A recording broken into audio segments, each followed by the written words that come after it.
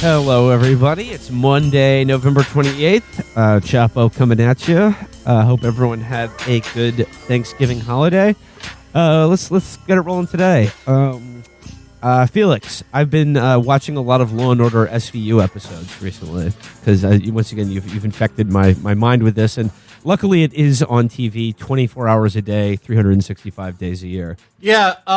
What period of SVU are you watching? The block that I got into yesterday was more of like season 6, season 8. You know, like back when before Peter Scavino and any of the new. It's still Munch, Tutuola, Stabler, Benson, like the classic golden age SVU. Yeah, okay, so I put it into like two major eras. It's before Christopher Maloney left and after. After Christopher Maloney left, they tried to replace his presence on the show with a succession of pissed off detectives. They famously had Detective Amaro, who's played by I would say a generic version of Bobby Cannavale, like one of those. Yeah, I know. Yeah. Hey, we walking in. You're at the friggin' rest. Like a guy, like they'll have a character who's like, you know, he's a detective, but his conflict is that he's too Latino. You know.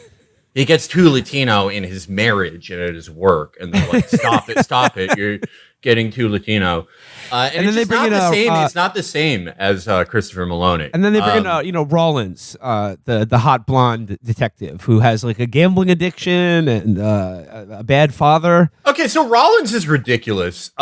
Rollins is what they do for that character. They have this hot younger blonde detective who's like a shit kicker from Georgia.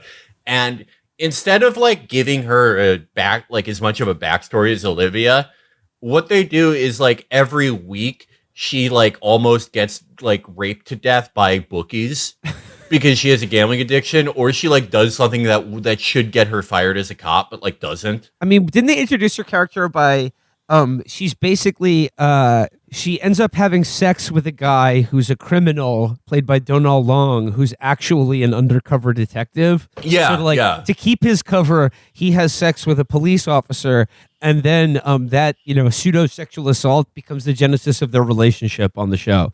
They fall in love with each other. But that's in between her having an on again, off again thing with Detective Latino, who also like.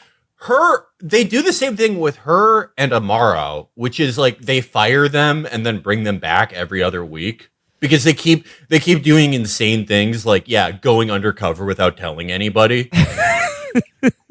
But I was just watching the the golden age SVU, and I gotta say my favorite episodes are the ones that deal with like privileged New York City private school kids and like sex panics.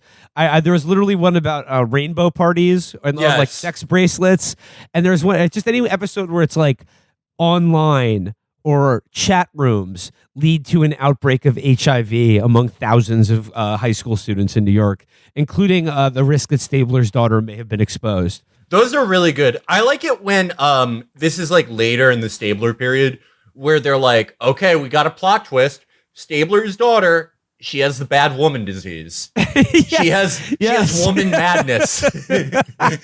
No, the crying Stabler woman is disorder. such a bad father. His daughter becomes a whore, and his son is like, "Fuck you, Dad! I'm joining the army. Yeah, can't be under your roof." And he's like, "I'll always love you, son. I'm not signing your induction papers." Yeah, the difference between the two eras of Law and Order, in my opinion, are like, okay, in the golden era.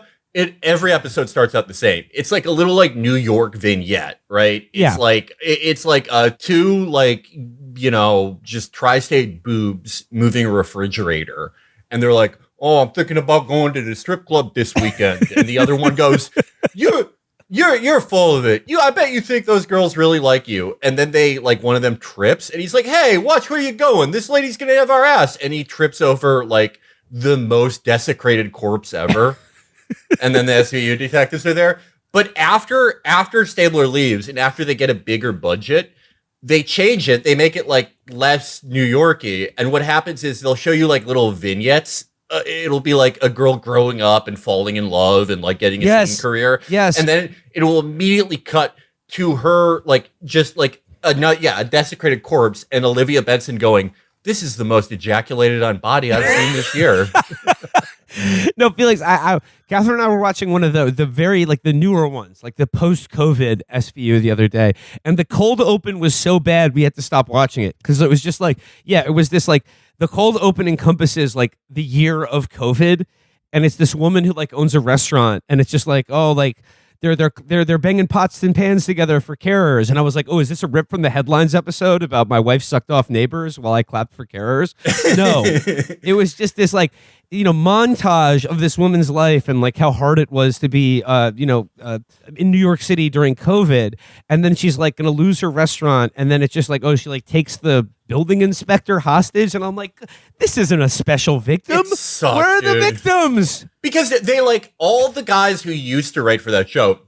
That show was perfect because it was written by like 89-year-olds who wrote every episode of like Homicide or New York Undercover, so they could write like a perfectly self-contained like hour-long cop story and like just write really fun tri-state goblin characters.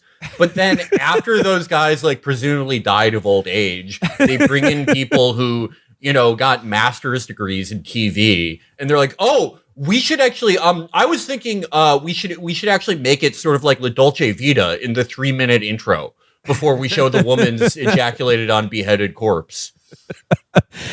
No, classic one. We were like the classic one, like the teen sex panic one, began with, classic New York City thing.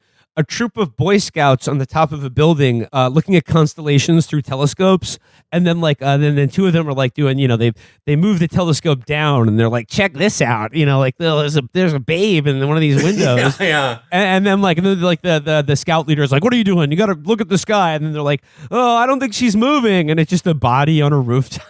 Yeah, those are great. And then in that episode, it was like high school girls who are like, okay, first it starts off about like, oh, they're hooking up, and kids don't date anymore because they're just having blowjob parties. And then from one commercial break later, it's like she was a underage porn star with HIV. Yeah. Those are really, that's like I have like favorite tropes of the series, and the tropes go on even after the series had a decline after Stabler left. But okay, like when they investigate school kids, and it turns out, like a 14-year-old has 7 kids and is a porn actress and like is a hooker on the weekends.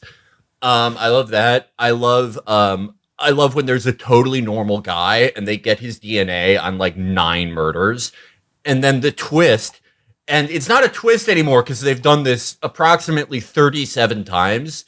It turns out the guy had a secret son or twin brother who got the rapist gene. He's normal, but he has someone who's genetically identical to him who got the killer gene. They love doing that one. Okay, there's another one we watched where it was like, okay, it begins and they're doing one of those like, sort of puppet presentations for like young children about like inappropriate touching, and like the puppets say like, hey, what do you do if someone touches you in an unsafe space? And they're like, and then after the little like school assembly, they like have an opportunity for the kids to like, like ask them questions or talk to them one-on-one. And then like one of the little kids is like, I touched weenies with someone, and they're like, yeah, okay, we gotta get Stabler in here. And then they bring the mom in, and they're like, okay, like, I'm sorry, ma'am, but like your child has made an allegation that he's been sexually abused. And the mother goes, not again. And it's just like her other kid was abused by her father. And then the son that was abused is now abusing his younger brother. And if that's not bad enough, he's abusing his younger brother. But like as a 14 or 15-year-old has set up some sort of dark web live streaming account where he rapes his brother for like a network of thousands of pedophiles. Yeah, Matt, there are so many. Matt, in like 2007, they did like 50 episodes where it's like, damn, not only is he doing child porn, it's gone viral. 35,000 views. They're like, he gets home from volleyball practice and he starts streaming child porn. He's going viral on the child porn net. The name of the website was Timmy's Treehouse. Yeah, in 2007 when they find out about like dark web and shit, like, according to them, half of all websites are like live streamed, like ritual child snuff abuse. films and rape. Yeah.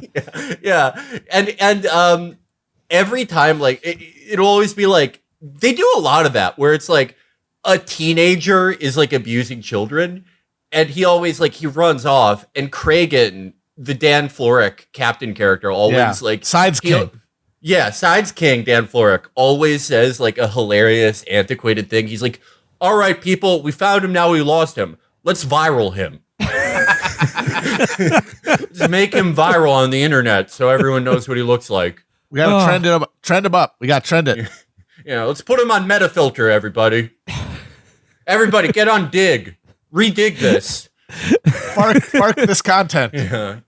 Everyone, email Lotax. Season 28 of Law & Order SVU is dedicated to the memory of Richard Lotax Jr. So you're telling me people paid $10 to register and then another $10 to search? I can search on Google.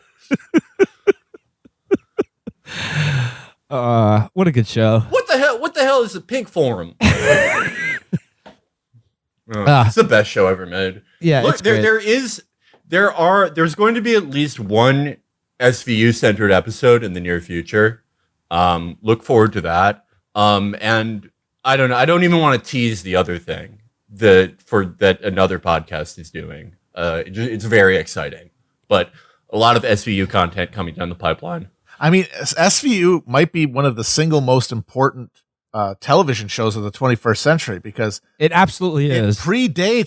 It predates and sets the stages for the true crime explosion. Like absolutely, true crime, popular culture.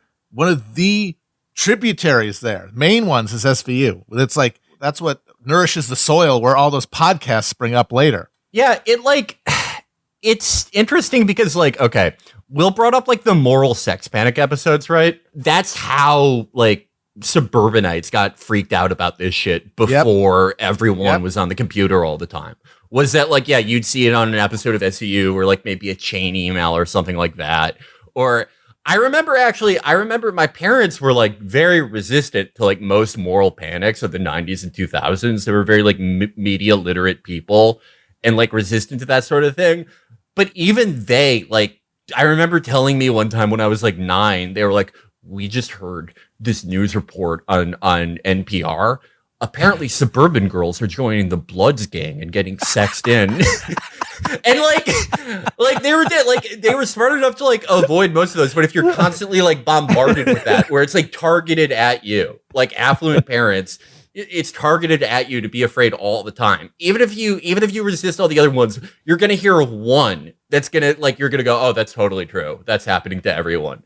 That's probably happening in our block. Yeah. It's definitely happening in the parking lot, which is the only public space these people encounter in their lives. So of course it's where they're going to get you because they're being conditioned to be terrified of any place that has not been privatized. And that like they have some sort of, that there's some sort of private power presiding over because they've lost all faith in like any public sphere. It's just a den of weirdos in vans with little zip ties they're going to put on your door handle to market later. So you'll slow down when you come to open the door. Like you don't have to slow down to open the fucking door. What? Well, this is a perfect segue. I thought I would die if I didn't have sex. I'm gonna be using that line in the future. I'm going to be in character as Jeremy Irons' character from the episode season Cap 12, Jackson. episode 13, Cap Jackson mask, both on this episode and every episode going forward. I will be interviewing Adam Curtis as Dr. Cap Jackson. Mr. Curtis, I thought I did something terrible 23 years ago. A rapist can be a sex addict just as a drunk driver can be an alcoholic. They still go to prison if they harm somebody. But if somebody is addicted to sex, we don't think that any single person is irredeemable. I thought I would simply explode if I didn't come in a woman 10 times a day. Detective Stabler, even the lowest gangbang addict is not without redemption. That's I'm working on my Jeremy Irons. I don't know. Yeah, he's got to warm that up. Detective Stabler, I simply never refused a load.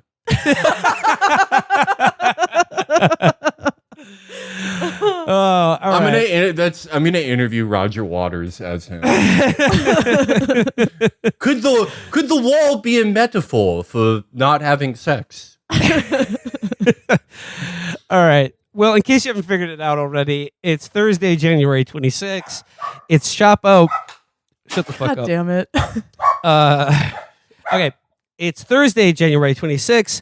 It's Chapo. Matt is on the road today, so fuck it. We're doing a TV episode. It's me, Felix, and joining us once again, our most requested repeat guest, Catherine Krieger. Wow. Vote with your comments, people. Thank you. It's good to be here. In case you haven't figured it out today, we're doing a TV episode about a shared obsession of Felix, Catherine, and myself. I'll just begin by saying this. In the criminal justice system, sexually based offenses are considered especially heinous. In New York City, the dedicated detectives who investigate these vicious felonies are members of an elite squad known as the Special Victims Unit. These are their stories. Dun dun. This is, okay, just as a way of preferencing this, I think it's worth stating that Law & Order Special Victims Unit is the longest running hour drama on primetime television in American history. And I think it goes a long way towards, explicating why this country is so obsessed and hysterical about sex crimes and grooming and rape and all that stuff. The thing is, Dick Wolf cracked the code with this one. Law & Order, pretty good. But the thing is about most felony victims, there's not enough rape. They don't have that same razzle dazzle as the special victims. Yeah, that's right there in the name. They're special. I have to give you an insight on how long this has been going on and how good he cracked the code, even with people who should kind of know better and do know better. I remember driving home with my family. This has to have been 20 years ago, driving home from our grandmother's house in the suburbs. And my family talking about how, these shows like SVU and CSI, they reinforce people's faith in the system and they convince people to be scared all the time. And then not even 10 minutes later, my parents talked about an NPR report they heard where it was these girls in the suburbs are getting sexed into the Bloods.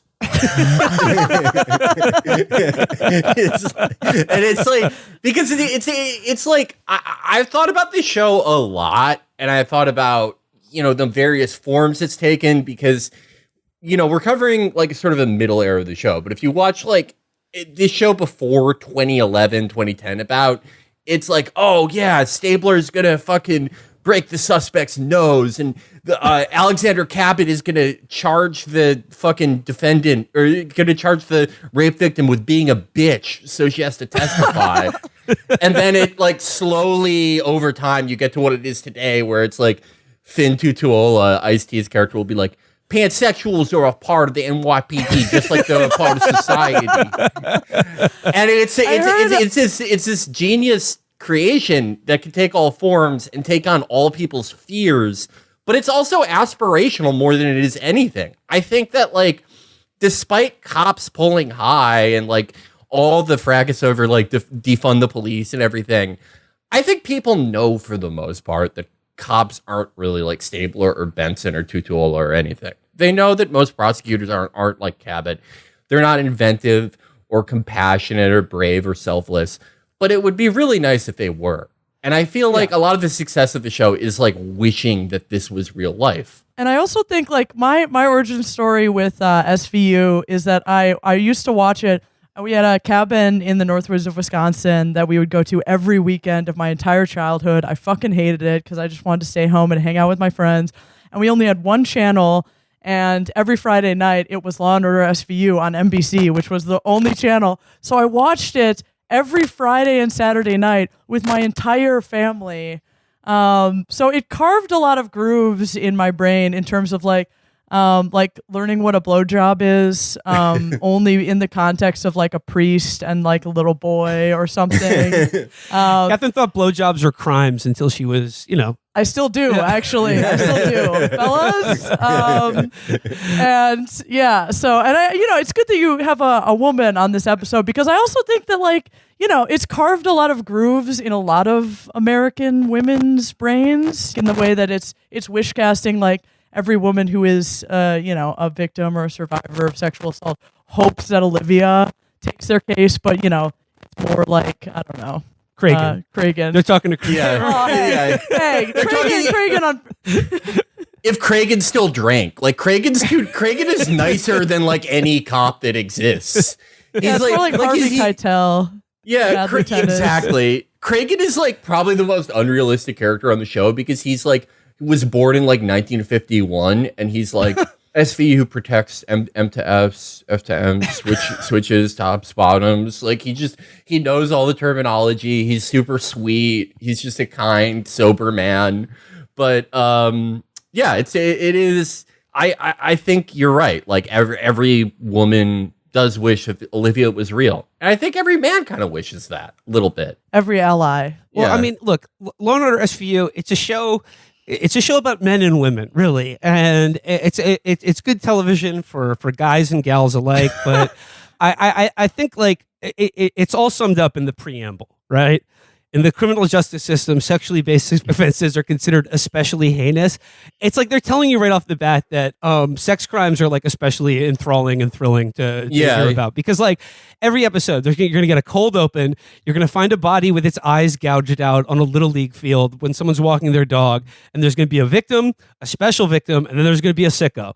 And the sicko is going to get punished by the end of an hour of television. I love the preamble so much, because it frames it like, oh, only in the criminal justice system are like sex crimes considered especially heinous. Yeah. Like in broader society, it's just like, well, yeah, that shit happens. You're going to find like my conception of New York City before I moved here was just like, if you ever go to Central Park, or you take out your trash in the meatpacking district or something, like you will find a dead hooker in the bushes. That's what I love about after about season 14, they got a little more artsy with their opens, and they show things from the perspective of the victim more. But it used to be, it would be like, scenes from New York. It would be like two bodega workers talking like, you see the Knicks last night? They freaking stink. I don't know. Yeah. Oh, you know what else stinks? Something's outside. Oh my God, someone threw away a baby. And it'll be like, see, like tourists or like real New Yorkers or like line workers stumbling on a body. And Stabler and Benson show up on the scene, and they'll be like, well, like, it's a dead body. Why did you call us? And then an Emmy or their coroner will pop out. character will show up. Yeah, she'll be like, by the way, you won't believe the fluids that leaked out. Yeah, this is the most raped man we've ever seen. And then then Stabler will say something like, talk about your Saturday nights. Yeah, the little one-liners that they do sometimes when they transition into the theme. That's the stinger. Every cold open has to have a stinger that goes right into the theme song and the opening credits. Yeah, this baby had double AIDS, and then Stabler's like, looks like baby Einstein wouldn't even help.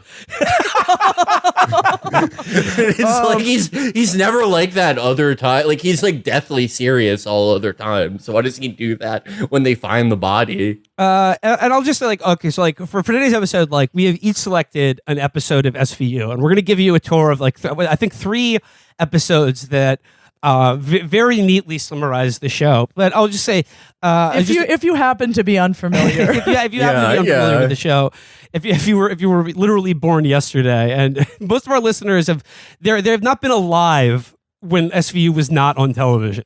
Your entire life has been bracketed by detectives Benson and Stabler.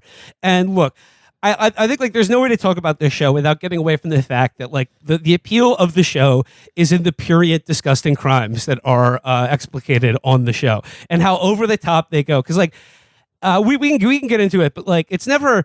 It's like they'll arrest one pedophile and then they're just like, this pedophile is the king of all pedophiles. He has access to the he's king of the pedophile club, and he's got all of their addresses. Like, you can't just have like man rapes woman episode. Like, it's always got to be like, And there's a baby down the well, and the baby is also, has been, interfered with, trafficked, trafficked, interfered with. Whenever there is like a singular rape victim, they have to up the ante so much. Like I remember there's one episode where it's just like it's over a single rape, and there's a single witness who's like being threatened with deportation, and because they're like, this isn't enough. They make it so that the rape victim, in classic like middle period SVU fashion, they're like, okay, she's kind of a bitch. She has bitch woman disorder, just like Stabler's daughter. And then like, even though she's totally coherent and fine for most of the episode, they're like, her condition's taking a turn for the worse. She has 3 days to live. And she has to make her and like her dying in 3 days like redeems her, because the entire episode before that she's like, you chased away my boyfriend, you're a bitch, Olivia. And then when they're like, you have 3 days to live, she's like, okay, I'm going to testify against this man so he can no longer hurt women. Like the way this show treats women is like some awful crime has to happen to them so they can be purified. That's why like Olivia is like the most important character on the show. She's like a martyr figure. She has, the SVU universe's version of a virgin birth, which is her bitch mom got raped, and creating the perfect cop, As the show goes on, she also has her own virgin birth, which is, I don't know, I don't really remember the particulars if her womb is barren or what, or if she's just, she just does the job all the time. Yeah. But she eventually, adopts a child that was, I don't know how the child surfaced in the commission of a crime. He was a Johnny Drake's sex trafficking gang. He got one of the girls pregnant, Ellie, and Olivia adopted the kid, Noah. Oh yeah, and Noah is bisexual now, I've heard, even though Noah is like 9 years old. Noah is the youngest out main character on Law & Order SVU. And also the problem of Johnny Drake being in federal prison for having a sex trafficking ring, it was solved when Detective Amaro, their ill-fated Stabler replacement, whose main characteristic was being pissed off, killed Johnny Drake in self-defense in a paternity hearing. Incredible. Absolutely incredible. Yeah, this really gets into how thorny the show is. Well, before we get into the episodes themselves, I think we should just give a brief overview of the characters that populate New York City's Special Victims Unit. Obviously, the two main characters, like the North Stars of the show. The emotional core of the show. Yeah, the emotional core of the show is a relationship between Detective Olivia Benson, played by nepotism baby Mariska Hargitay, look it up, and Chris Maloney. And they're sort of like they represent the male and female perspective on the show, because I don't know, like Stabler is a brooding Catholic and who's like wants to be a good dad, but he loves doing police brutality. He wants to be a good dad, but his bitch wife wants to leave him. His daughters are out of control. He's like he lays down the law in the streets, but he should honestly do it more in his own household. You got Olivia Benson, who, like you said, Felix, is sort of like a martyr for every woman who's ever been assaulted. She is she identifies as the victim. She's like, she gets them out of their shell. She earns their trust. She's the emotional center of the show. Then you've got the comic relief on a show about child abuse and rape. Finn Tutuolo, played by Ice-T, and Detective John Munch, played by Richard Belzer. They're sort of like the they're all, the duo, like the straight man, Ice-T is the straight man, and Munch is always talking his conspiracy nonsense. Munch, rewatching the show, I'm sort of like fascinated by how little they use Munch. Like he never gets like solo episodes at all, whereas the rest of them all kind of get like, oh, it's an Olivia episode. Like Munch exists like when they're like, okay, like to track down this perp, like we got to like hack into the cell phones of every person in the 5 boroughs, and then Munch will just be like, sounds like Big Brother to me. Munch is the only shut one. Up, Munch. He's the only one who knows what the dark web is. He's never accessed it, but he knows that it exists. Yeah, there's entire like episode arcs and going over seasons that follow like Tutuolo's family and all this shit. And with Munch, the only insight we get is like, oh, he's been married to a lot of crazy women. But don't worry, they're not. They don't have like the bad crazy woman disease. They're just singularly crazy women because they like talking about the JFK assassination. Then you've got the captain of the SVU, Cragen, played by Dan Florek. He's just sort of the straight man, the old time cop who's like, always warning them that like, you're over the line, and they're like, damn it, like the my office now, yeah, my office now. now. Whenever it's like they're like, we found a therapist who tries to cure his patients by raping them. It's Dan Florek's job. It's always Dan Florek's job to go like, do you know that therapist is the mayor's brother-in-law and he gave him a medal today? You have to do this quietly. Yeah, he provides like some like vague politics and some just like a little bit of exposition for the viewing public about like, hey, you probably didn't know this. And then you got the ADAs, which are usually like a very sexy lady, either played by Stephanie March or Diane Neal. Cabot and Novak are the two main ones. But like their job is to show up usually halfway through an episode when the trial phase of the story begins to be like, you're telling me I have to put this victim in jail because her baby testified against her or something like that? Always some legal or moral dilemma that they're being forced to prosecute a victim for some reason, or I don't know. Like, she also always really harshes their mellows, particularly Stabler's, because she'll be like, actually it's hard for me to get a conviction based on like, no evidence and, like a bad confession. It's like, look at the guy. He's guilty, and he's like, that won't stand up in court, Elliot. And then you got like sort of the there's always a defense attorney. There's a rotating cast of like sleazy defense attorneys who either defend the rich or the indigent, depending on who they get and what their hair looks like. Then you got the medical examiner played by Tamara Tooney, who's like she's the one who shows up to be like, this is the most fluids I've ever seen in a body. And then BD Wong, who's like the psychiatrist who comes in to just be like FBI profiler. Yeah, he's the FBI profiler and expert on sex crimes. So like he's always like sort of looking into an interrogation room and being like, it's all about power with him. And they're like, okay, thanks for that one. I think he had a difficult relationship with his mother. Yeah. There'll be a guy who's cut off 37 women's heads, and he'll be like, actually, he has a disease where he thinks that every person he meets is an action figure. All right, so just by way of that preamble, these are the detectives who investigate these vicious felonies. Let's go into the episode that I have chosen. It is season 11, episode 5, Hardwired. This first aired in 2009, I believe, and I think this is a good, like, if you're just being introduced to Law and Order SVU, this is a good like template episode to get you started on it. So I would just like to describe to you like, okay, this is the cold open. So it's a private school is getting out, and there's a mother waiting in her car to pick up her kids. And then another mother rear ends her car, like goes over to the window and starts hitting her. Like a fight breaks out. The other mother is played by guest star of the week. Another very important part about SVU, which we'll get into.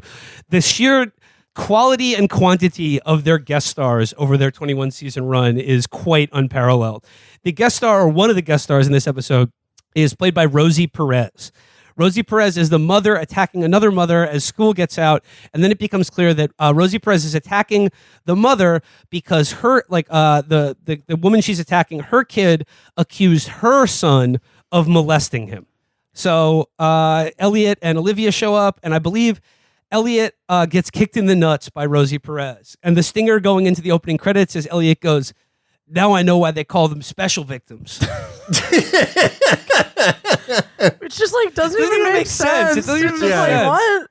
Yeah, it like no other show would dare do that after like something as sordid as like a child molesting another child. So go into the opening credits.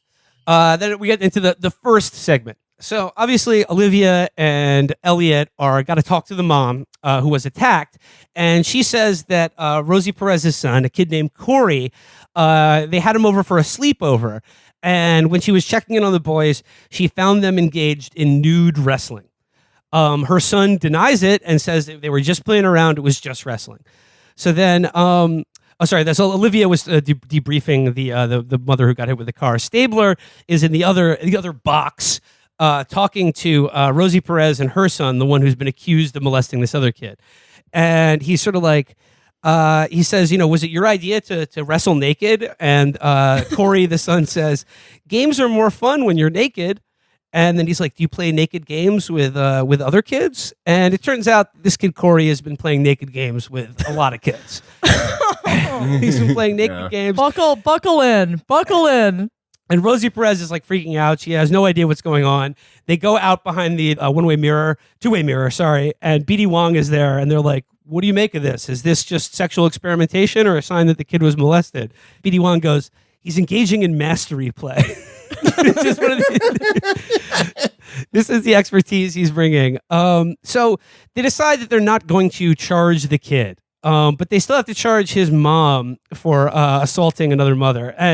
But of course, Cragen uses this as a pretext to like separate the mother from her son, take the son to a hospital to get him checked out. Do like a run a rape kit on the son to see what's going on. Incredible how often they love to separate parents from kids on this show. Although I will say that I think this show, and I've said this to Will as we've watched it before, I think this show in, the defendants, like they demonstrate a mastery of their civil rights that I don't think most people in real life have. Like they'll say like, oh, well, I have a right not to be, I have a right to be there when my kid is being questioned, things like that.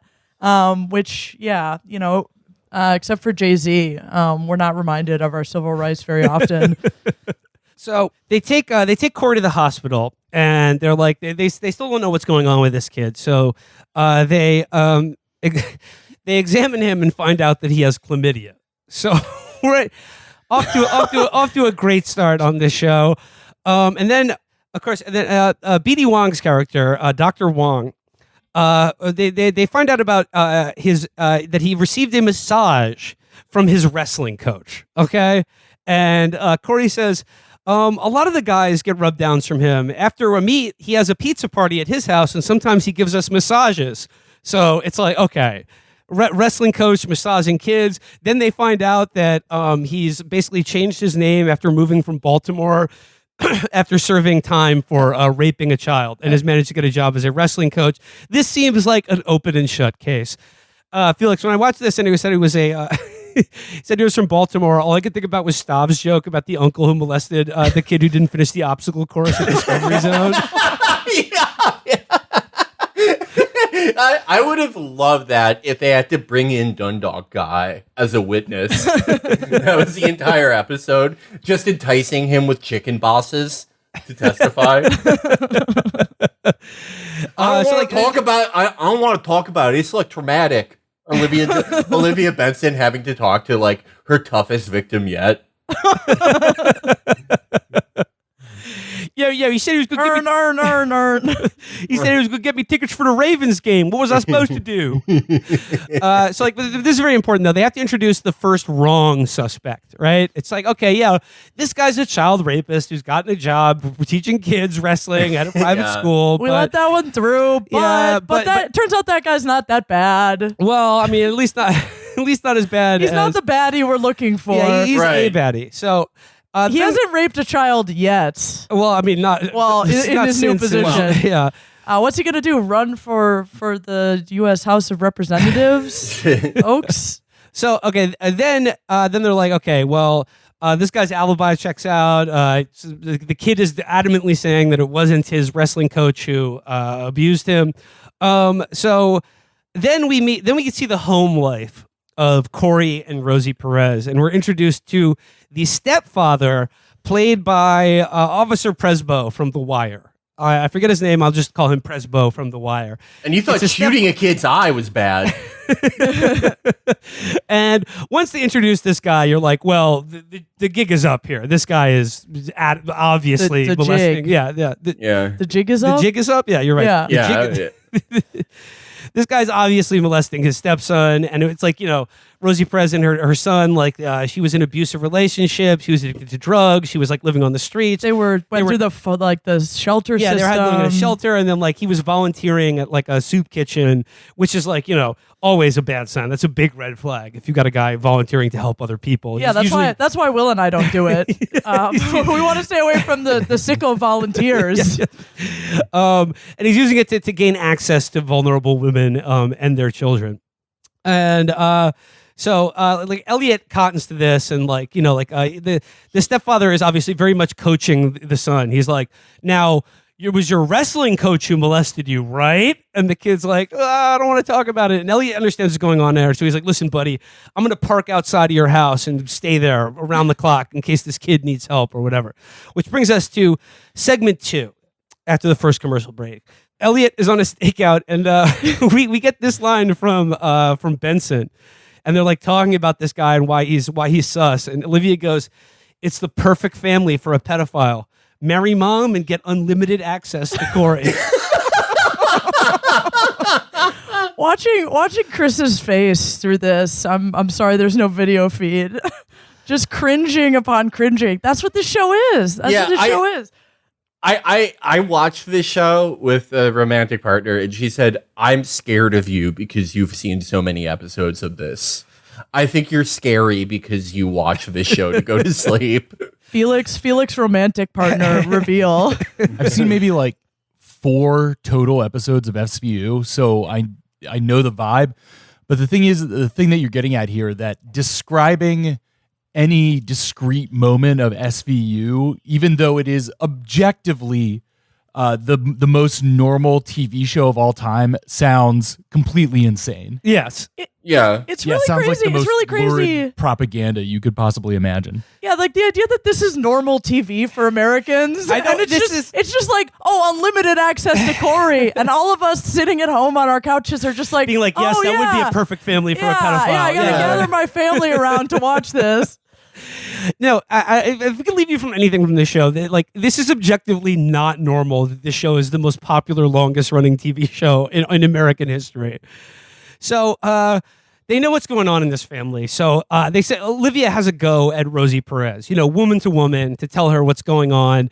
And like as she describes what's happening, Rosie Perez has like a usual suspect style fucking realization that her husband has been raping her child for years. And they confront Corey at school and tell him it's okay to talk to the police.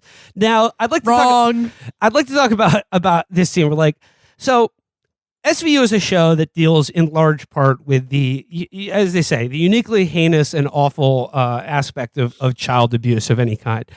And that's certainly true. But I will say it makes me question like how seriously they take the message of the show. That this is something Catherine and I have talked about watching the show as long as we have.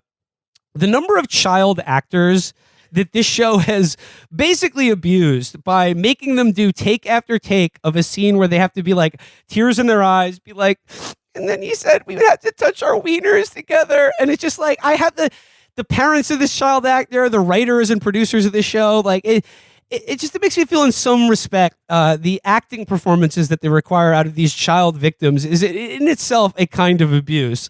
Imagine making your kid do that and then they don't get the part. Imagine like corralling your kid and like stick and carrot, bribing them with snacks, threatening them with early bedtime to say the line like, he made me stick my butt open and put his hand in it. And then you don't hear anything for 4 weeks. And then eventually you get a form letter saying they went with someone else. I mean, you have to feel like the worst parent ever. If the new season of Nathan For You taught us anything, it's that child actors really take this stuff to heart. Yeah, seriously. That kid auditioning goes home and is like, oh, maybe this happened. Oh, yeah. That's my medical opinion. When you're 4, how could you tell the difference? Like, Jesus. Yeah, really.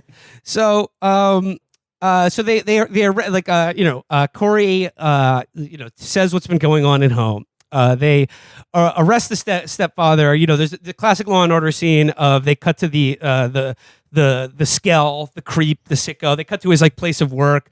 Stabler barges in. They're like, he's like, you can't harass. This is harassment. And then they're like, you'll be getting harassed in prison. And also the prison rape jokes on this show really, really go over the top. Yeah. Well, they're used as threats. Yeah.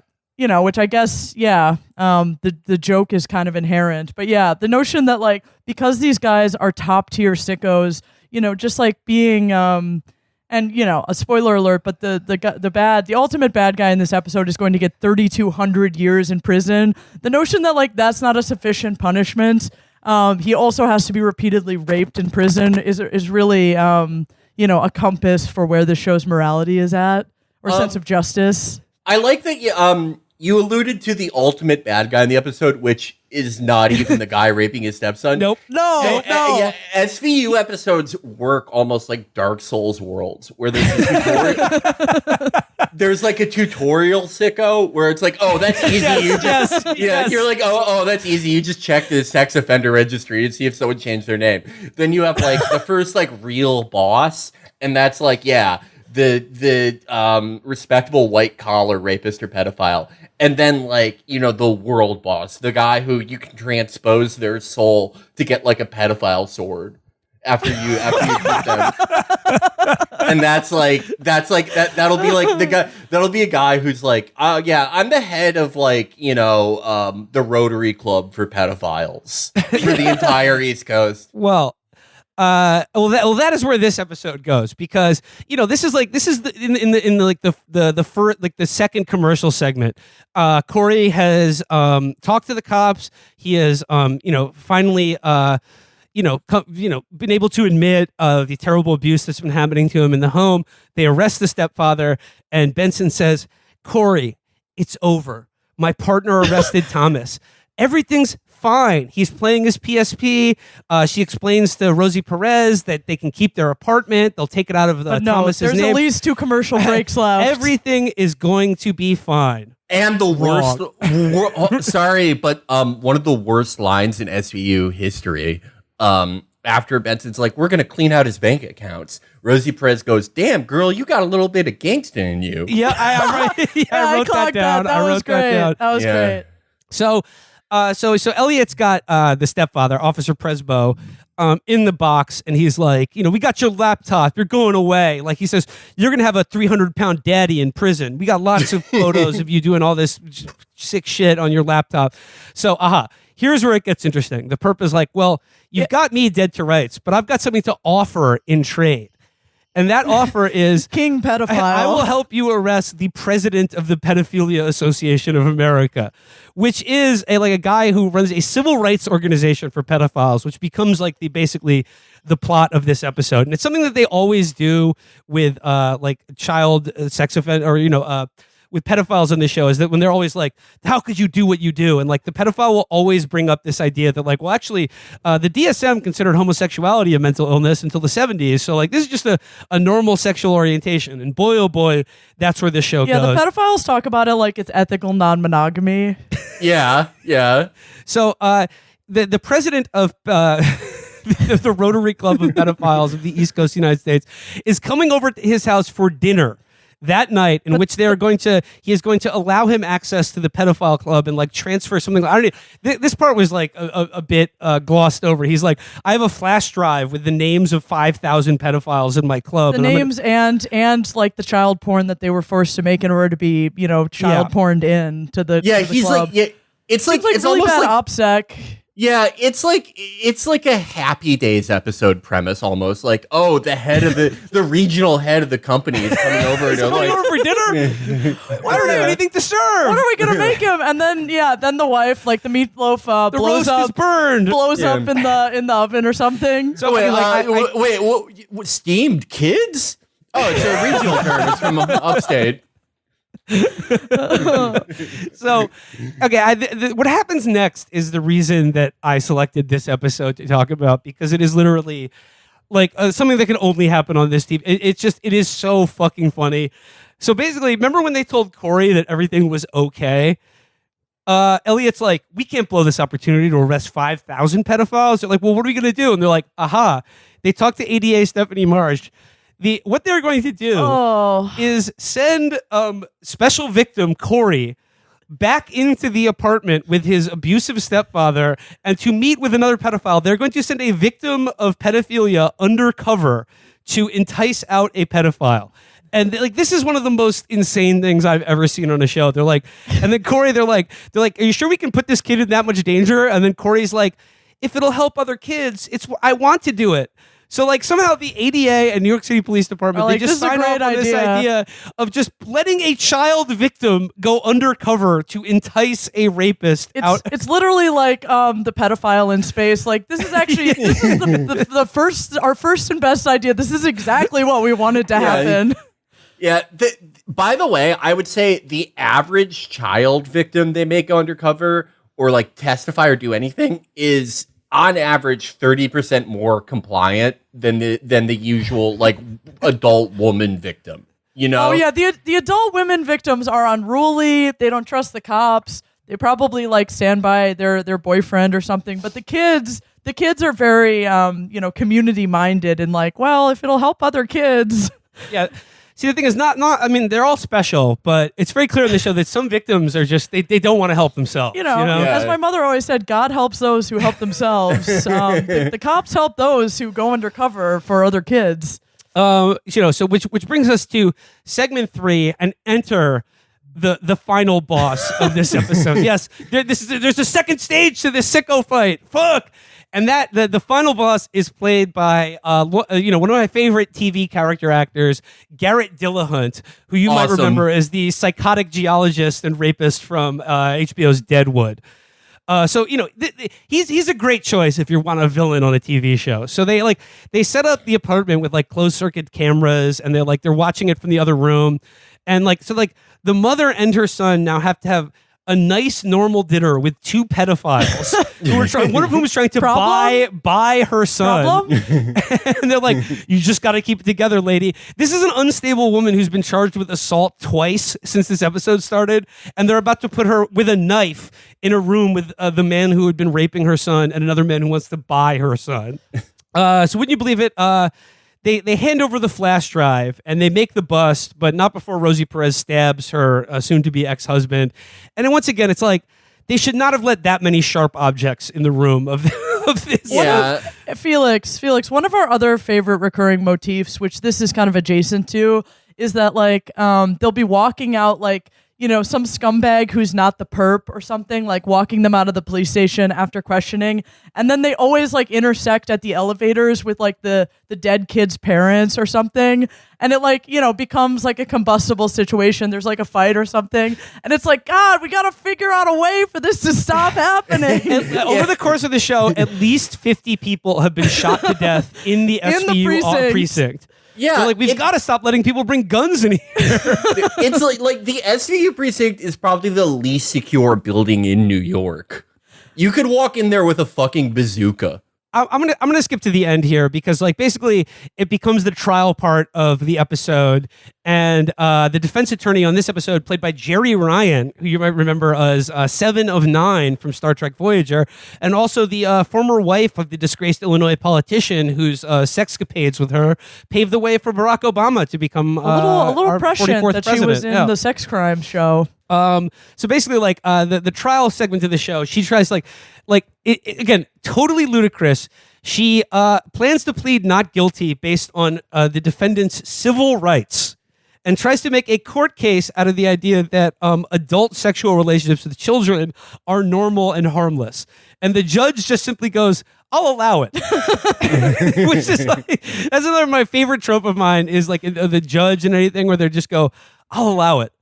And the big climax of the show is that the defense attorney has Rosie Perez on the stand and is trying to make her out to look like a bad mother. And Rosie Perez breaks down and goes, "That monster raped my son every night for 2 years." And then Jerry Ryan goes, "You have a lot of blame for everyone but yourself." And the climax of the show is that Corey, the child, interrupts the trial to just be like, "She's a good mom. I love her, and that man abused me. He's bad." And BD Wong going totally off the cuff because he's like, "What? It offends my humanity as a gay man to have and a psychiatrist to have homosexuality compared to pedophilia, DSM, blah blah blah." He brings the kid in for this unruly thing, which the idea that it didn't immediately result in a mistrial. This kid just screaming in open court he raped me. They're I'm instructing the jury to forget everything about that young boy's emotional plea.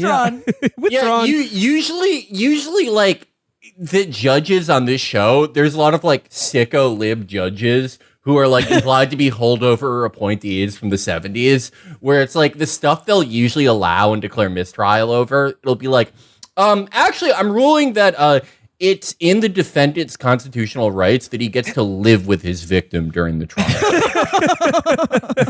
But for some reason, this is just like, okay. So, I mean, like, justice is served at the end of every episode. Garrett Dillahunt gets 3,000 years in jail for his child rape empire.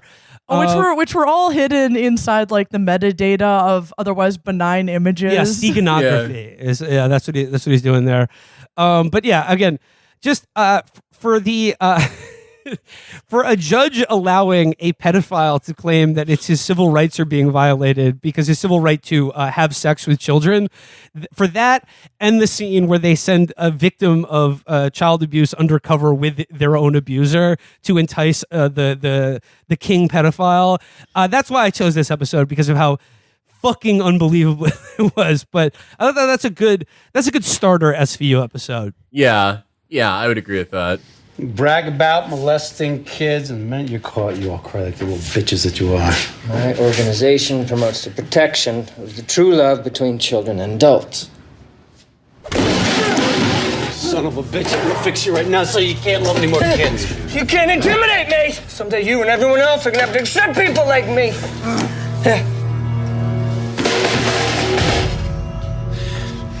I'll accept you when you're dead. Leave me alone. You've got nothing on me. Oh, yeah? I got your flash drive. That's it? No porn, you sure? Just 3 cheesy pictures. Totally innocuous. This doesn't make sense. Why would O'Donnell give Banks these pictures? I didn't get it either, so I dug a little deeper and found computer code hidden in a pixel. I cracked it, opened a secret file, and found all these pictures.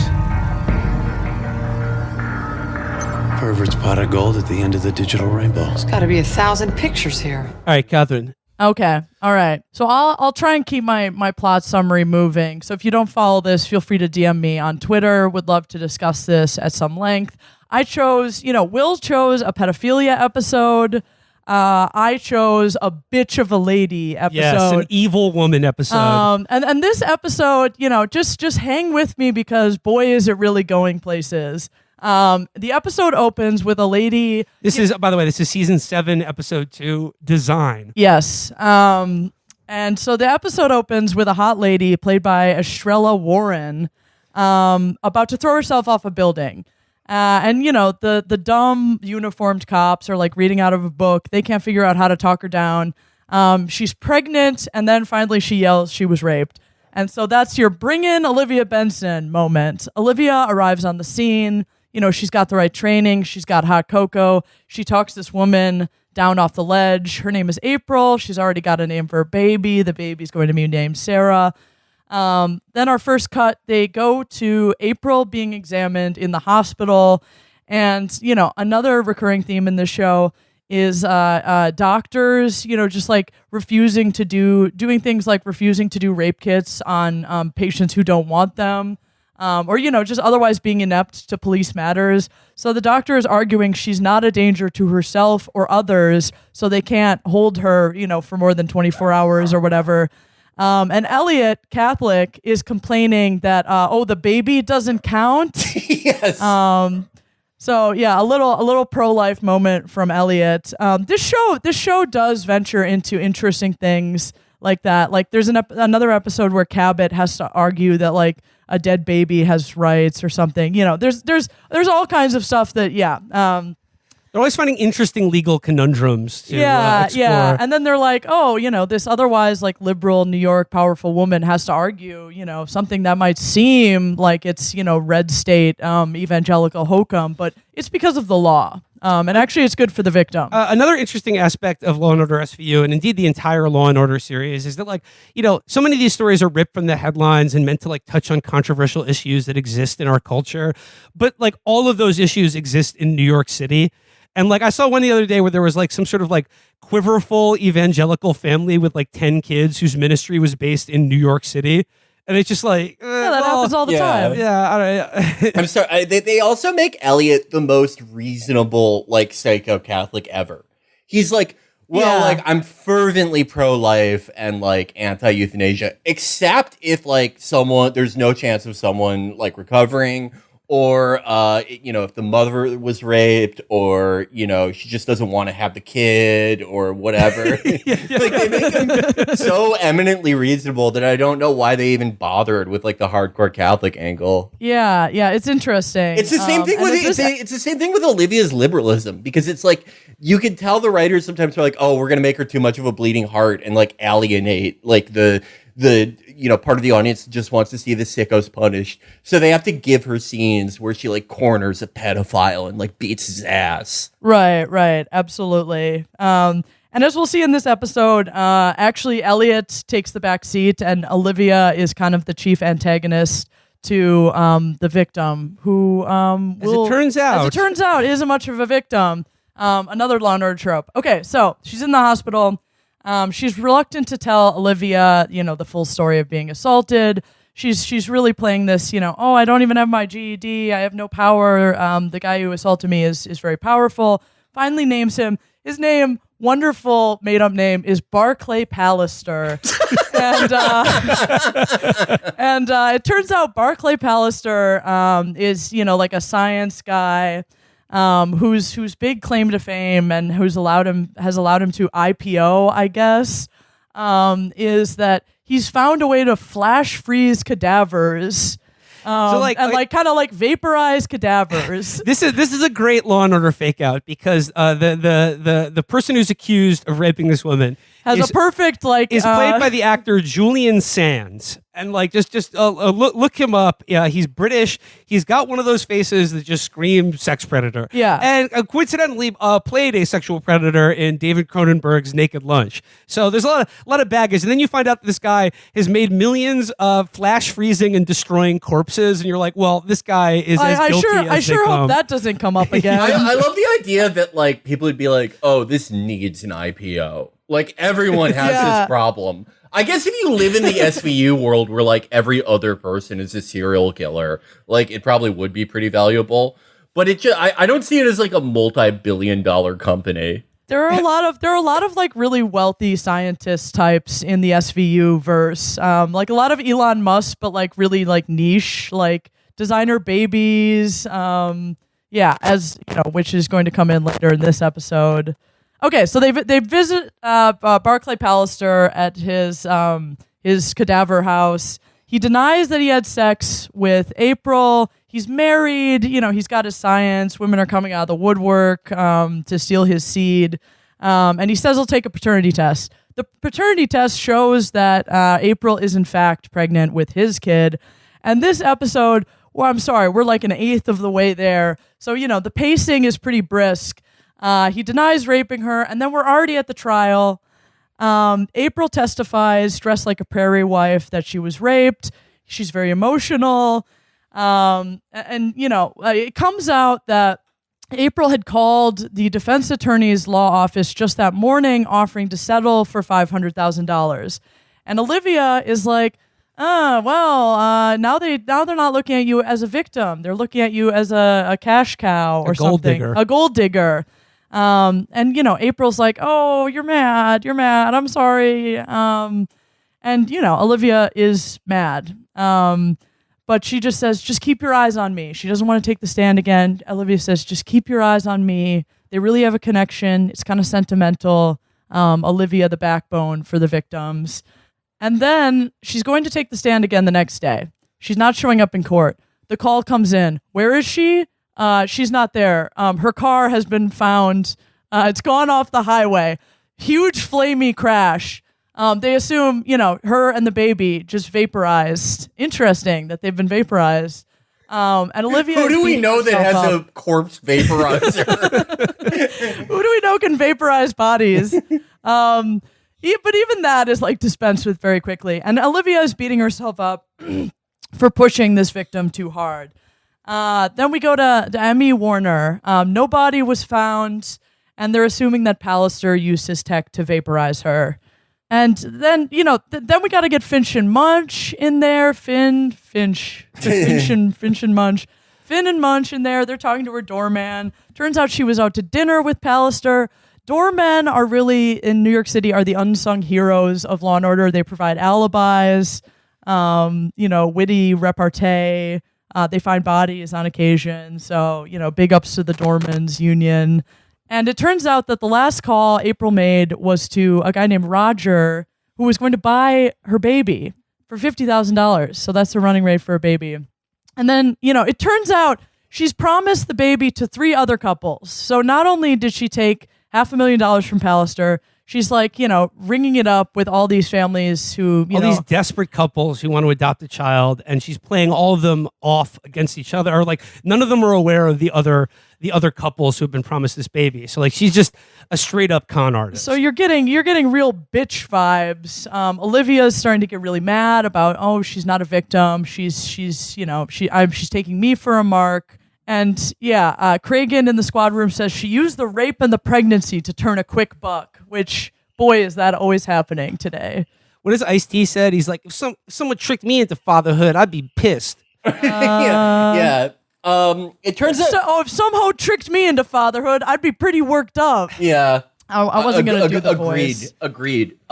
It turns out this woman is the greatest sperm jacker of all time. yes. And she has sperm jacked Mark McGrath, Bobby Flay, some Giants player, Jesse Palmer. I mean, like, they're not playing themselves; they're playing like fictional version of themselves, like the hot chef, downtown chef, like the cool rock star, and like the new third baseman for the Yankees or whatever. It's just like, you want to talk about guest stars? They just like they get all these guys who just be like, yeah, like I met this crazy chick that I don't remember anything. So like then we get into like the real question of the show, which is, how do you sperm jack? Oh, it's revealed that she roofied all these guys. Yes. Like they all had one drink with her and then woke up with like nauseous and had no memory of the night before, which leads to the very important question. Goes to Pallister. Elliot goes to Pallister and says, Pallister says, if she slipped me a roofie, how did I get it up? And then it cuts to Warner in the lab saying, the only explanation is a tech called electroejaculation. And then it cuts to Finn doing like pursing his lips, doing a double take. I don't like the sound of that. And she says, nothing to it. Insert this end into the rectum. An electric shock causes involuntary ejaculation. And John Munch says, love used to be simpler. So a neat little trick, neat little tips and tricks out there for any listeners. I wonder how these like guest appearances were sold to like Bobby Flay and like Mark McGrath. Hey, do you want to like get raped by a cattle prod, like sort of playing yourself? Well, Bobby Flay was married to Stephanie March at the time. Okay. And so, there's so much subterfuge. It turns out then her mother comes on the scene. Played by Linda Carter. It's clear her mother's a con, but she blames her mom. The mother's first husband, April's father, owns a sperm bank. And it turns out she was sperm jacking all these guys and then selling the sperm to her dear old dad. Who's like a eugenicist, like scientist who's trying to save the human race from like IQ degradation, played by Ronnie Cox of Total Recall and RoboCop. So this is a stacked guest star episode. And the doctor was broke, so they're still thinking April's dead. He had a life insurance policy, blah blah.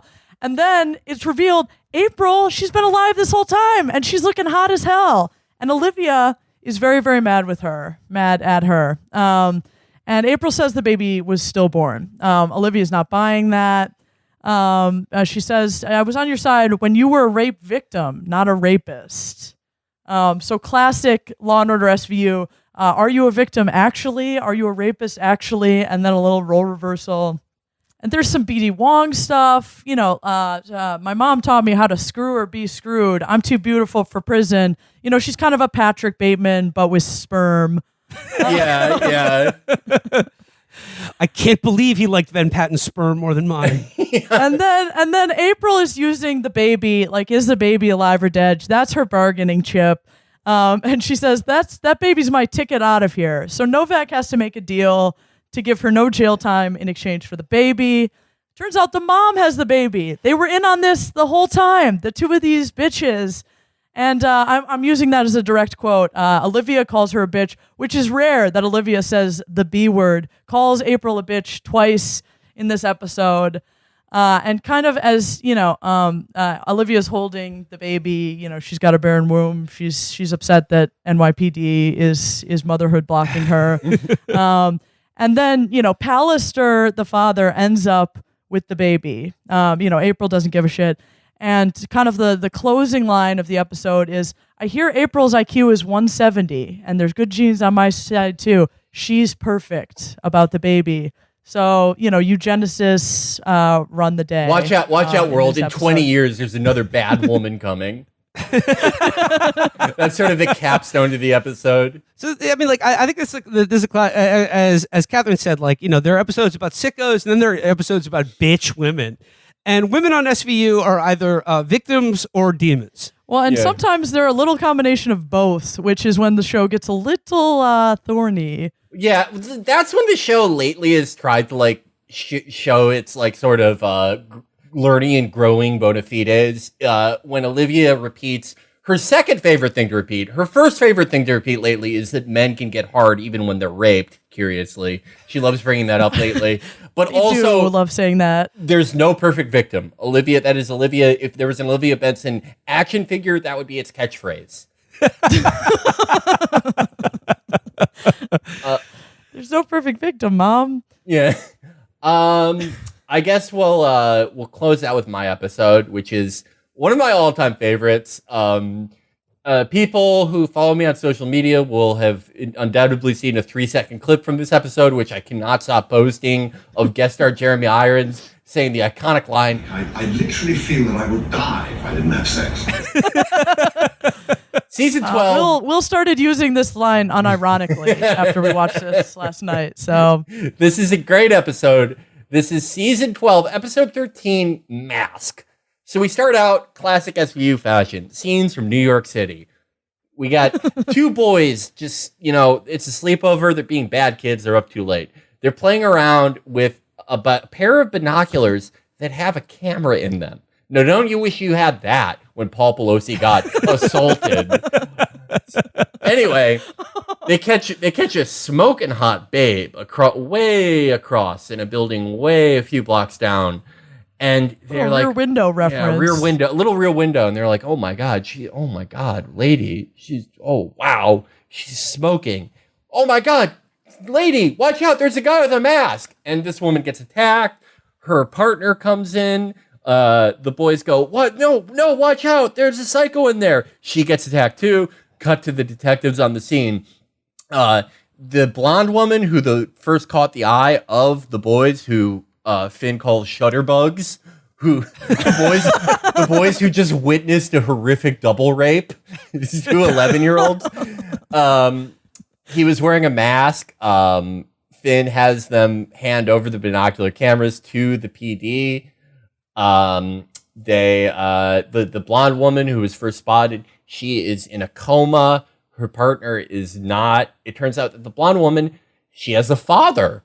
And her father is Dr. Cap Jackson, an incredibly, which is a porn actor name if I've ever heard incredible. Like, so he is this highly influential sex therapist. He wrote a book about how sex addiction is real and you can overcome it, and it's similar to 12-step recovery.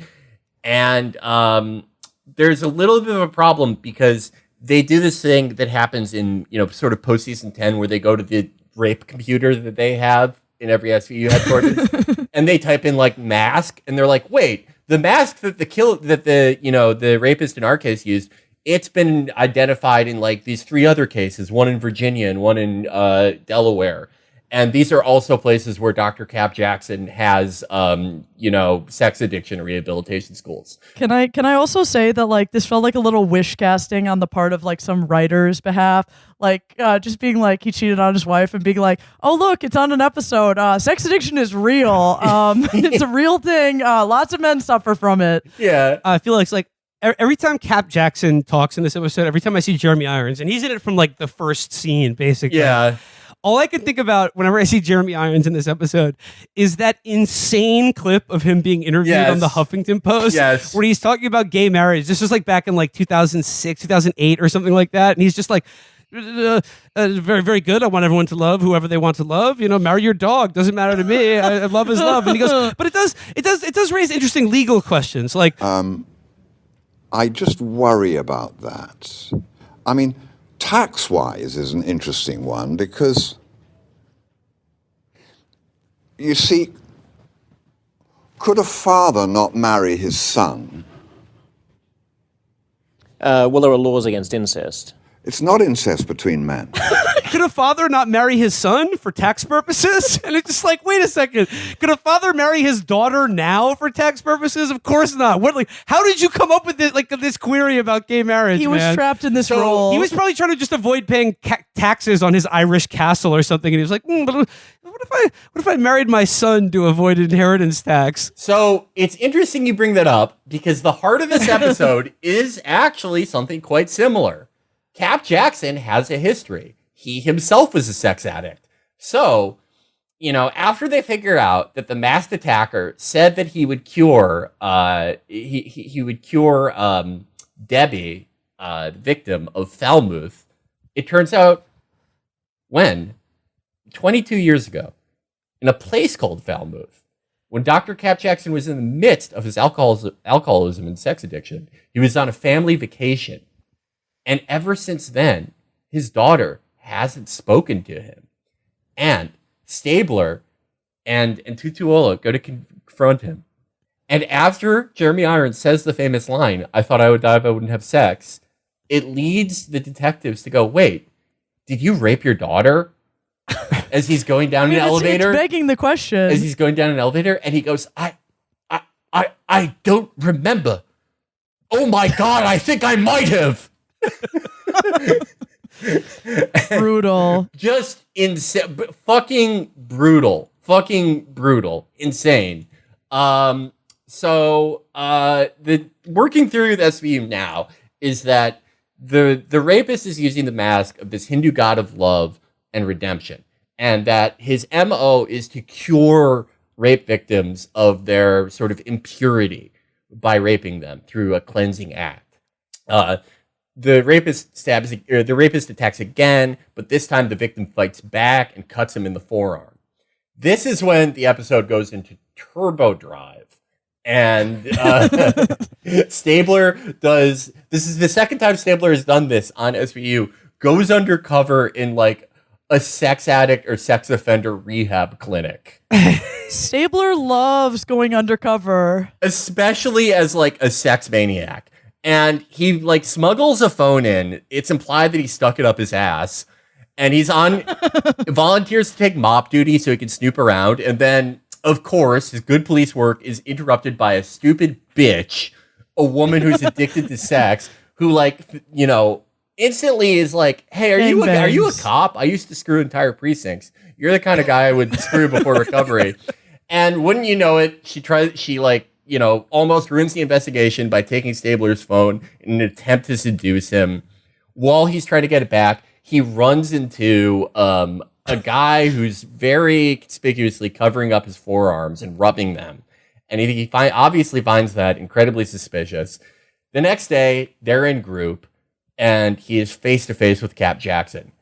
After the session, Cap confronts him. Obviously, Dr. Cap is furious. He's like, you are, if word got out that there are police in my recovery groups, like, you'd be endangering the recovery of so many of countless people. And Stabler's like, well, we think that you may be harboring, or maybe in the past you treated this masked guy, and so we need access. And there's this, back and forth until finally Cap kind of he relents, and he's like, okay, you can work with us, but not before my favorite scene in the entire episode, and maybe in SVU history. It's when the friend who is at Falmouth with Dr. Cap Jackson and his daughter at the incident many years ago. She's just coincidentally in the building. We've talked about the coincidences of people running into each other, right? How often it happens at SVU. She's just coincidentally in SVU headquarters. She runs into Dr. Cap, and Dr. Cap gets in a room with her and Stabler and Benson, and is like, "Please tell me, did I rape my daughter?" And she goes, "Oh no, actually, we were skinny dipping and you were drunk and you stripped naked and jumped in there and your daughter left angry and then we had sex And he's like, oh my God, did I rape you? And she goes, no, actually, it was awesome. And you were really good. And it was really fun. And you were really good at sex. And thanks for the sex. Yeah, So, you were awesome. And it turns out that his daughter never spoke to him again because she was in love with the girl, the 17-year-old that Cap Jackson had sex with.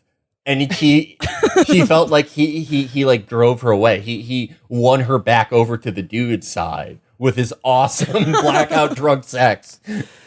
And Felix, like when the daughter's friend, she goes, that summer was really wild for me sexually. I did a lot of experimenting. And I don't regret anything about it. It was great. And like at this point in the show, so like Dr. Cap Jackson has become he's like Mr. Sex Addiction. Like BD Wong's character is like, I admire your work so much. Like we've made great strides in no sex addict left behind. And recognizing sexual addiction is like an actual pathology. So at this point in the show, Dr. Cap Jackson has spent 20 years, written a book detailing every sordid affair in his life called like Eros Unchained. Or something It is called Eros Unchained, yes. Yeah, it's called Eros Unchained. All of it based on this this guilt that like he blacked out and like perhaps assaulted his own daughter or like raped his own child. And like that, obviously, if you're really dealing with that kind of guilt, you've made your whole life about sexual compulsion and sexual addiction and how to treat and combat it. Then he finds out 20 years later, it's like, oh, I didn't have sex with my daughter. I merely had sex with her teenage friend. How have I fucked up my life this bad over this? His daughter is in a coma his daughter's in a coma and like dies by the end of the episode. And it's clear like the entire time she's gonna die. But like all he cares about is like, was I good? Oh, yes. Oh, okay. Thank you. Men will literally go to sex addiction therapy to avoid talking to their daughters.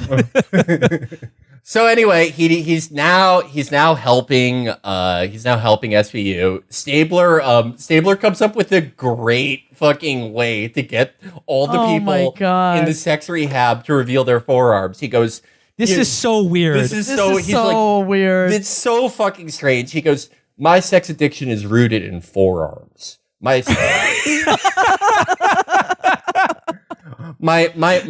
dad used to punish me by hitting me there, and like whenever I act up, I like pin a woman down by her forearms. It's so sexy to me. One time I snapped a woman's wrists, and Dr. Cap Jackson goes, what if we all pull up our sleeves and hug Elliot? Like I say, forearms are my thing. Now, we've seen how these male-only sessions can be helpful in father refiguration. So we all roll up our sleeves, right? And we show Elliot a little love, right? That's Come on, guys, roll up your sleeves. Give him a hug, shake him by the hand, do whatever feels natural. All right, brother. Okay. Felix, I did not get this at all. Is he saying he's turned on by men's forearms? It they're in a sex addiction group. Sense. They're in a sex addiction group, and it's already been established that there's a modesty code, which means that everyone has to wear long sleeves. It's psychology. He's saying he's into women's forearms because his dad used to beat the shit out of him, and he would always know a beating was coming because he would roll up. The dad would roll up his sleeves, exposing his forearms. So then why does he make all the men in the group do the same thing? This is like sort of exposure therapy? It's kind of like, let's all be his daddy. And then like one of the other sex sickos is just like, oh, I get it. We'll all roll up our sleeves. Come on, let's do it to support our friend Elliot, everybody. Come on, let's see those arms. Yeah. And the guy who was suspicious earlier, he's like, oh, no, there's a modesty code. And Dr. Cap Jackson goes, why don't you just help a fellow addict out? And sure enough, he rolls him up. He just got a tattoo. Wrong sicko. But, okay, remember that lost phone and the crazy bad woman? They call that phone. She's relapsed. And she relapsed by getting abducted by the mask guy. Well, the mask guy, whoever it is, like arranged a liaison posing as Elliot, where he's like, "Oh, I'm not gonna at this abandoned cop bar." An abandoned cop bar." Yeah, Yeah. it's just a very, it'll trigger her previous addictions. Dudes be like, I know a spot. Yeah. And she's like, he calls her and she's like, Elliot, I'm waiting at the place that we agreed upon. I can't wait to get my gangbang sesh going with you and the Manhattan SVU. Yeah, and it turns out it's this dude, Brett, who handles the database for the clinics. That's how he knows how to find these women. That's why he's like followed this pattern of doing it in places where there are these clinics. They show up just in time. Stabler disarms the sicko. Unfortunately, Cap Jackson's chain of rehab clinics goes under because they find out that he's a complete Oakham con artist. Yeah, he's psycho moron, and he let a cop in. And they're like, well, what if you're also BD Wong? What if you work for SVU? You're pretty good at is this. that how he comes back? Yeah, they make him like Wong too, basically. He shows up in a few more episodes after this. After his happy ending is like, oh God, there's this psychotic episode where this like grandmother molested both of her daughters, and only Cap Jackson has like the pervert's impulse to know that like the serial killer who's raping little girls is a woman. That's like one of his happy endings. Just one of the best characters ever in SVU. And this is, it's sort of like different as far as an SVU episode. It sort of goes off of the formula, but I still love this one. Probably my favorite guest appearance besides the very curious Isabel Huppert one. Oh my God. Huppert. Or Hubert.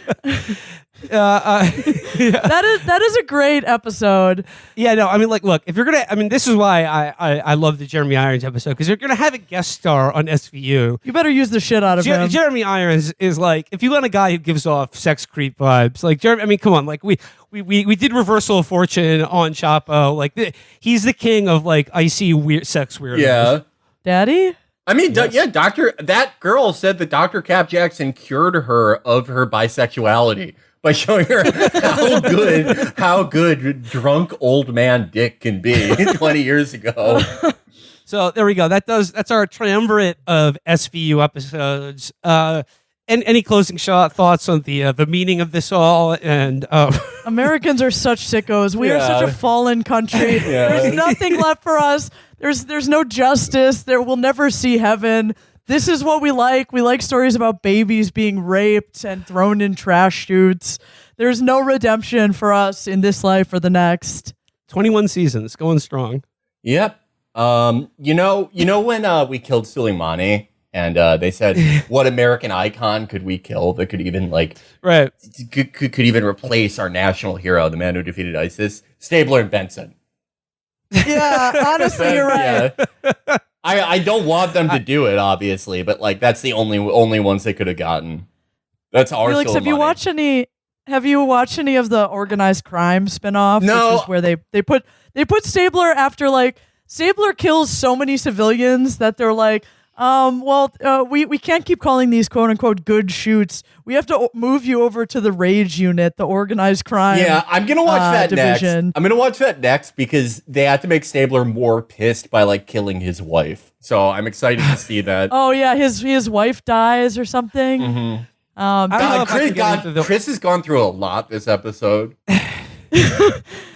I don't know if I can get into organized crime because the victims are all just too special, too ordinary. They're too ordinary. Just middle of the road. Yeah. They're not special. Just someone getting extorted or assassinated or something. Boring. Well, in the later seasons of SVU, they really run with the idea of like organized pedophile gangs of like international like Felix, they've been running with that since the episode 1. What no. I mean, like they've had pedophile gangs all along, but like by episode or by season 20, they'll be like, oh, this is a pedophile group that makes $12 billion a year. They have like groups of like dark web pedophiles that have like a bigger market cap than like General Motors. They have a Substack. Yeah. All right. Well, I hope you enjoyed our tour through the Special Victims Unit. Let's leave it there for today. I want to thank Catherine for joining us. Thank you, Catherine. In the squad room in the precinct. This was a special one. Thank you for having me. All right. Till next time, guys. Cheers. Cheers. Bye.